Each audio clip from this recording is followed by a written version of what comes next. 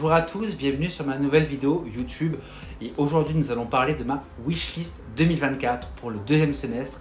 Mais avant de commencer cette vidéo, n'oublie pas de me rejoindre sur les réseaux sociaux notamment, c'est vraiment là qu'on va pouvoir échanger, discuter comme je vous le dis à chaque fois, partager aussi notre passion, chose qui est très importante pour moi, mais également vous donner quelques conseils en qualité d'investissement et vraiment c'est un plaisir pour moi de vous répondre et de discuter avec vous à chaque fois. Donc il est vrai que cette vidéo portera sur mes achats de luxe, notamment ma wishlist, où vraiment je vais vous exposer les sacs qui me font un peu de l'œil, qui sont un petit peu pour moi des pièces que j'aimerais acquérir ou en tout cas qui commencent à me travailler, pour lesquelles j'ai initié une réflexion et une envie éventuelle de l'acquérir. Dans les sacs qui seront cités un petit peu plus tard, là juste après, il y en a pour lesquels ça sera sûr que je les prendrai. Et il y en a d'autres un petit peu moins, et d'autres je me pose la question et puis on verra si je les prends ou pas. Donc voilà, c'est une wishlist on va dire un petit peu élargie sur mes choix en tout cas. En tout premier, le Evelyne de Hermès, parce que c'est un modèle en fait que j'avais déjà, que je n'ai plus parce que lorsque j'ai été cambriolé, il a fait partie des pièces qui ont disparu. Donc voilà, j'hésite vraiment à le prendre. C'est vraiment un sac que je trouve qui est pratique, idéal pour tous les jours. C'est un design épuré, simple, et surtout ça va absolument avec toutes les tenues. En fait, il y a deux formats de sac, et moi j'opterais vraiment pour le petit modèle. Ça serait vraiment voilà ce modèle-là que je voudrais en fait à nouveau, mais d'une couleur, parce que c'est vrai que j'ai beaucoup de sacs foncés, et là j'opterais plutôt pour un sac de couleur un petit peu plus claire, soit gold, blanc, ouais, gold, blanc, peut-être un petit peu peut-être un étoupe à voir, mais après pas des couleurs flash, ça c'est sûr. Mais voilà, c'est vrai que c'est un très beau modèle qui prendra de la valeur. Là je crois qu'on est sur du 1800, le petit modèle en tout cas, on est sur du 1800 et 2900 si je ne fais pas d'erreur, ou 3000 pour le grand format. Mais voilà, on est sûr qu'en prenant ce sac, on ne fera aucune faute de goût. En deuxième dans ma wishlist, le sac de jour d'Yves Saint Laurent. C'est vraiment un modèle dont on parle peu et qu'on voit très peu sur les réseaux sociaux. Mais je trouve que c'est un modèle déjà qui me fait penser un peu au Birkin. D'ailleurs qui a toutes ses chances. C'est une alternative, et pour celles et ceux qui rêvent du Birkin justement, c'est vraiment l'alternative parfaite, et en plus à moindre coût parce que vous avez différents coloris, vous avez, voilà, et puis il est vraiment pas si excessif. Je crois que le prix de base, les petits modèles sont aux alentours des 2000 et les grands modèles 2900 ou 3000. Enfin voilà, on est assez quand même correct chez Yves Saint Laurent, les prix sont abordables, enfin abordables en tout cas. Ça peut faire, on va dire, une entrée en matière, et d'ailleurs c'est un très bon sac comme premier investissement luxe, parce que vous êtes sûr que ce sera un sac qui sera intemporel puisque ça fait partie des essentiels de chez Yves Saint Laurent, donc vous ne ferez aucune faute de goût. En troisième modèle, on va parler également de Yves Saint Laurent, c'est le Niki. Donc le Niki oversize, enfin en tout cas il est vraiment très gros, il est joli, j'ai eu la chance de l'essayer au mois de décembre. Et j'ai demandé à mon conseiller de la boutique de Saint-Tropez donc de me le mettre de côté, d'en commander un, de me le mettre de côté, parce que voilà, je l'ai essayé, il m'a plu. Alors des fois je me méfie aussi un peu de mes envies soudaines, et voilà, mais à voir, voilà, c'est un sac qui mérite quand même d'être essayé, d'être testé. Quand je l'ai essayé, je me rappelle, je vais vous mettre la vidéo juste là ou là, enfin je vais vous la mettre pour que vous voyez, mais je trouvais qu'il faisait joli avec la tenue que j'avais en hiver, avec un beau manteau et tout. Vous me direz ce que vous en pensez en commentaire. Mais voilà, c'est une pièce qui mérite en tout cas d'exister. Le grand modèle est à 4000 et quelques euros. Il est très beau. Les cuirs Yves Saint Laurent sont très jolis parce qu'on est sur du cuir pleine fleur. Donc vraiment très qualitatif. Et puis le détail du logo YSL, c'est reconnaissable entre mille, mais c'est pas too much. On reprend un peu aussi des codes. Moi qui aime bien la maison Chanel, on reprend des codes Chanel avec la chaîne en bandoulière en fait. Donc voilà, c'est vraiment de très belles pièces. Donc voilà, il faut que je retourne à Saint-Tropez pour l'essayer. Peut-être que je vous ferai une vidéo unboxing, en tout cas sur ce sac, peut-être. Quatrième modèle, c'est un sac que j'aime, mais tellement, il est magnifique, c'est le Chanel Trendy. Donc c'est un sac dont j'ai eu la chance d'essayer en boutique à Nice. Donc c'est un sac qui est vraiment magnifique, il a des lignes très jolies, on reprend le matelassage, donc bien sûr de Chanel. Il y a également une belle bande métallique avec marqué Chanel dessus, une jolie anse, une très belle bandoulière. Enfin, c'est vraiment une pièce qui est magnifique, elle est vendue, donc il y a deux formats. Le format qui me plaisait, c'était au tarif de 7000 7600 €.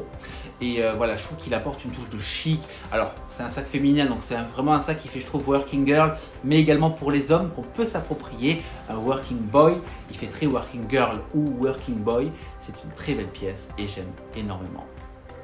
Et puis en plus, ce sac sera vraiment parfait pour aussi bien aller travailler que pour une virée shopping, que pour aller boire un verre avec des amis. Enfin voilà, c'est vraiment un choix qualitatif qui apportera une touche de chic à n'importe quelle tenue. Par contre, c'est un modèle, en tout cas les modèles en cuir d'agneau, ce sont des modèles que je ne conseille pas en premier investissement parce que le cuir d'agneau, comme je l'ai dit dans quelques vidéos et comme je peux le dire assez souvent sur les réseaux, le cuir d'agneau c'est assez sensible à toutes les marques, il va très vite marquer. Et d'autant plus, alors voilà, lorsque c'est la première pièce de luxe qu'on a, on est content de la voir, etc. Et vous allez beaucoup la porter. Et malheureusement, vous allez vite l'user et donc être déçu et vous lasser du sac. Donc il n'y a rien à gagner, franchement, no way, on passe à autre chose. Mais en tout cas, pour moi, voilà, qui est quand même plusieurs pièces, ou même pour vous, si vous avez plusieurs pièces, franchement, c'est... Voilà, ne cherchez pas si vous hésitez sur ce sac, ne cherchez pas, prenez-le, ce ne sera aucune faute de goût. Et en plus, il faut savoir que ça fait partie des essentiels de chez Chanel et que forcément, la valeur va monter. Donc si vous voulez le prendre, prenez-le vite avant les prochaines augmentations. Mais en tout cas, moi, il fait clairement partie de ma wishlist et je pense que d'ici fin 2024, je l'aurai. En tout cas, je l'espère. En cinquième sac, le Kelly Désordre. Alors celui-là, mais je l'aime. Voilà, je l'aime. Non, plus sérieusement. Le Kelly Désordre donc est un modèle de sac de chez Hermès qui reprend le Kelly, c'est une dérive du Kelly. Il est très difficile à obtenir. Il est fait en un seul format, c'est 20 cm pour une valeur de 11 400 €. Il faut savoir quand même que même si on ne pense pas acheter pour revendre, c'est quand même un très bon investissement puisqu'il se revend donc dans les plateformes de seconde main, des fois à 20, 25, voire 30 000 € suivant les cuirs choisis, voilà, donc la teinte, etc. Plusieurs critères vont rentrer en jeu, mais il faut quand même penser que c'est intéressant de prendre ce type de sac parce qu'on est sûr qu'on ne fera pas d'erreur de choix et que ça ne sera pas un sac qui va décoter en tout cas. Au contraire, sa cote ne fera qu'augmenter. Donc on sait qu'on fait un achat entre guillemets responsable si je puis dire. Mais bon, parlons pas revente, parlons surtout esthétique. L'esthétique de ce sac, elle est juste sublime. Il est magnifique et incomparable aux autres modèles de la même gamme. Ce modèle de sac, il est idéal en soirée afin de sublimer une tenue ou même en journée pour une virée shopping avec chic et classe. Mais surtout, on voit en fait sur la silhouette quand même est identique au Kelly, mais lorsqu'on met la lumière sur ce modèle, on voit justement tous ces côtés désordre. En plus, il a un côté réversible en fait. Il s'ouvre des deux côtés, voilà, donc il fait vraiment partie de ma wishlist. J'ai missionné mon conseiller Hermès pour me l'avoir. Alors voilà, j'ai beaucoup de messages qui me disent oui, mais ça sert à rien parce que tu mets tes sacs au coffre, etc. Alors oui, c'est vrai que je mets mes sacs au coffre. Quand je veux sortir, il faut que j'aille au coffre pour les mettre. Quand j'ai fini, je vais chez un ami à moi pour les laisser chez lui parce que bon voilà, je suis devenu un peu parano, je ne veux plus rien en fait chez moi, donc c'est vrai que c'est un petit peu bête peut-être pour certains, mais je pense aussi à la sécurité de mon logis, à ma sécurité, et le fait de me dire qu'il n'y a plus rien chez moi, ce n'est que mieux. Mais voilà, bref, ça c'était un petit aparté, mais en tout cas ce modèle de sac est juste sublime et c'est une pièce de collection, c'est une pièce qui sera recherchée. Donc même s'il sera dans mon coffre, en tout cas, je l'aurai, je sais que je l'aurai, qui m'appartiendra. Et si je veux le mettre pour une soirée cocktail, un événement, peu importe, je sais que je pourrai l'arborer. Et puis, il est juste, mais magnifique. Et pour finir, le Chanel classique, enfin Timeless Vintage. Il est vrai que je n'aime pas trop porter des sacs de seconde main, pour être honnête avec vous. Mais je suis à la recherche d'un Timeless de 1993. Alors, c'est vrai que c'est assez compliqué dans le sens où les numéros de série entre 1991 et 1994 commencent par 2. Donc on ne peut jamais vraiment savoir